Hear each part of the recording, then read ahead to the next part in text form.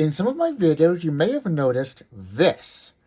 This is a hotel dialing instruction sheet that I created tailored to my phone setup in my room, using mock information at the top. So instead of a real hotel name like Westin St. Francis, for example, it's called Some Hotel. Instead of a real hotel address, it's 123 4th Street in San Francisco, California. Instead of a real phone number, it's 415-555-1234 and 6789.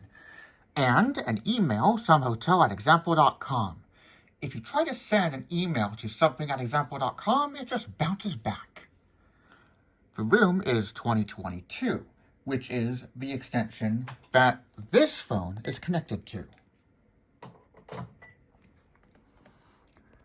And then you have your standard affair of hotel dialing instructions, like room to room, 7 plus room number, or since this is 4 digits, just the room number.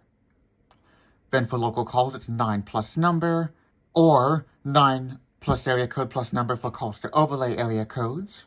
Oh, I guess I should redo this to say split, or just additional area codes, but you get the idea. 9 plus 1 for long distance, and so on. And then hotel services, guest services menu, operator, front desk, wake-up calls, voicemail, speaking clock.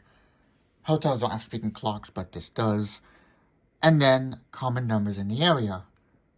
And then emergency, which is just 911. Most hotels require that you dial 7 before a 3-digit room number, and some even require that for 4-digit room numbers. On modern systems, 7 is part of the room's extension number. So let's say your room number was 7654. Your room number was 654, so someone would dial it as 7654. But then the same hotel also has a 10th floor, 11th floor, and so on. So there could also be a room 1234. This means the room 654 actually has a higher extension number than the room 1234 because of the fact that you would have to dial 7 before the room number 654. On voice over IP PBXs like my free PBX system, you don't have to dial the 9. You can completely customize your dial plan. Some hotels might use a different digit for the outside line or before 3-digit room numbers. Now you may be wondering, for hotels where you have to dial 9 for an outside line, does that mean you have to dial 911? And the answer is yes. On older systems, that is how you had to do things. But this caused a problem. In 2013, there was an emergency, but they were unable to call 911 because they had no idea you had to dial the leading 9. And so, in 2020, PBXs installed in business settings are now mandated by law to have 911 go straight through. On an analog PBX, I don't know how that's possible, so I guess just don't install those anymore. If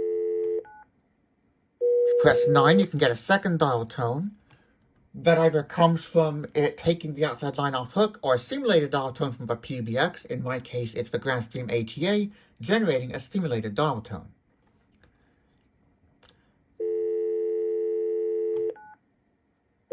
And then I can dial my number to make an outside call. The PBX then charges you in your room for an outside call, unfortunately. I don't know why they cost money. But on free PBX, on my system, I can also just dial the number directly. And I can also dial codes for hotel features.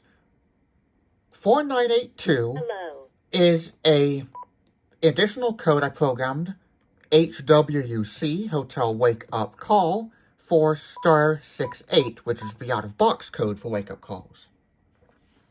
7752, SPK Clock, Speaking Clock, for *60, and so on. And then it created a custom IVR menu, which basically is this, but audible. which is GS00. For emergencies, please hang up and dial 911. Welcome to the Hotel Guest Services menu. To access your voicemail, press 1.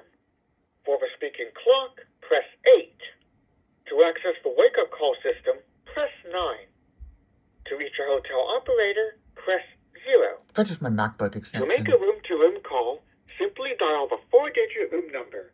For example, if room 2022 wants to call room 2023, they would simply dial 2023. To make a local call, dial 9 plus the 7-digit number. To make a long-distance call, dial 9 plus 1 plus the area code plus phone number. To make a toll-free call, dial 9 plus 1 plus the toll-free number. To make an international call, dial 9 plus 011 plus the country code plus the city code plus the phone number. For San Francisco time and temperature, please dial 9 plus 1 plus 415-767-2676. For the National Weather Service, please dial 9 plus 1 plus 831-656-1725. When it answers, press 1 for the current weather. Then press 1 again for San Francisco. To hear these menu options and instructions again, press star. So now, if I want to get my messages, for example, I can press 1. You have 40. Then, if I press pound to hang up, it'll do this. Goodbye. You will now be transferred back to the previous menu, or you may hang up to end this call. The way hotel phones work isn't the only difference between hotel phones and home phones. The phones themselves are, in most cases, different as well, mainly in the way they're programmed. On regular phones, you can directly access the menu and change all of your settings. That's not very good in a hotel, because some guest could just go in here and wipe out this National Weather Service entry, for example. Hotel phones have a faceplate, a paper faceplate underneath a plastic cover. In order to program the phone, this plastic cover and the paper faceplate, which contains these dialing instructions, have to be removed. And then there are buttons that are flush or recessed into the phone. So, to store the number, let's say you want to store the number 987 to be the voicemail code. So, you would take the faceplate off, press the store button, enter 987, store, and then the message button, and then put the faceplate back on, and guests would have no idea how to program it, unless they know how to program it. Cordless phones are kind of a different story. Often, you would just enter a code or press and hold a button or two, and then you can get into programming mode. Many hotel phone cordless handsets have a miniature version of the faceplate, usually just containing the room number or the labels for a few of the guest service keys. And then the programming button will be under that. Some phone manufacturers don't do as good of a job of concealing instructions from guests. Any guest could go on vtechhotelphones.com, download the manual for the VTech CTM-A24111, A2411, and learn that you can press star 331 734 pound select to deregister the handset. So if this were a hotel phone, you would have to take the faceplate off, and then you can get to the programming buttons. Some hotel phones, you cannot program it. This is done at the factory, and the dialing instructions would be in the software and not programmable. Take this phone, for example. To program the speed dials, all you have to do is press the program button, dial a number, press program, and then the speed dial number. If this were a hotel phone, the program button would be concealed under a faceplate. Hotel phones don't have answering systems, but if they did, they would also put the greeting button under there as well. On this phone, the programming is done in the menu. So if you wanted to change your programming, you just go to the menu, and then you can do all your speed dials and other things from there.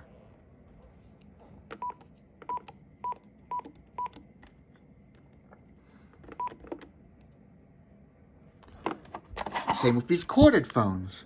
Programming is just a simple button. Let's say this was a hotel phone though. There would be a removable faceplate here and a faceplate here for the dialing instructions. You would take the faceplate on the phone on the receiver off, and then you can access the programming button and do your programming.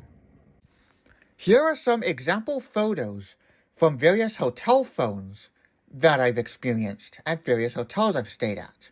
You can see the differences in the dialing instructions on each one.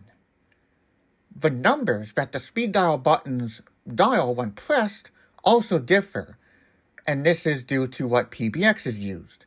Mitel, NEC, you name it. Most residential cordless phones do not have the ability to dial from the base while using the handset. So let's say I pick up this handset and now I'm going to try dialing on the base. It does not dial on the base. You have to dial it on the handset. Whereas on the corded phone, of course, you dial on the base. My theory as to why hotel phones usually allow this is for those who are familiar mostly with a corded phone, where, of course, you do dial on the base, because that's your only way of dialing. Some cordless phones, especially older ones like this 97 phone, do have the ability to dial on the base while using the handset. So if we pick up the handset here, I can dial on the base now. And all the buttons would be on the base.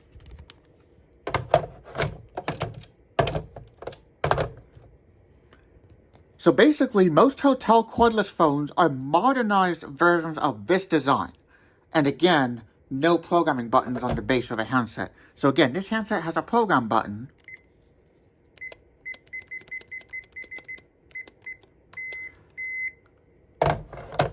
But that's not ideal because guests can easily make changes. Now, sometimes hotels do just use standard residential phones. I've stayed at a few hotels where that's the case. Now, this is not ideal because, again, guests can easily make changes. You can use regular phones on a hotel line and vice versa as long as the connection type is the same. Here's an example of me in a hotel room with a hotel phone on the right and my cordless phone on the left. I can plug the hotel phone into my Delta Jack or free PBX setup and vice versa, my cordless phone into the hotel line, because they're just analog phones in this case. Some hotels even sometimes go for large business phones, which have buttons that are programmed to do various business phone features. For example, call transfer. For example, a business phone might have a button that's pre-programmed to dial pound Transfer. for blind transfer. On regular phones, flash goes on hook for a few seconds and then back off, a few milliseconds and back off hook to tell the provider or provider device, like my ATA, to do something, like get a second dial tone, and then I can dial a number and hang up and transfer a call to them. So, for example, if I dial a number, then I can press flash, then I can dial my next number and hang up. Is unavailable. Please leave your message after the tone. I'm not sure how many hotels typically allow call transferring, but usually they don't. I mean, I haven't tried it because we wouldn't want me calling other people's rooms, obviously. But I do know that many hotels allow you to, just like on most residential lines, flash and hang up does a ring back. I'm not sure what the purpose of a ringback is other than to remind you that the call is on hold, and that's Grandstream's thinking. It just reminds you that the call is on hold.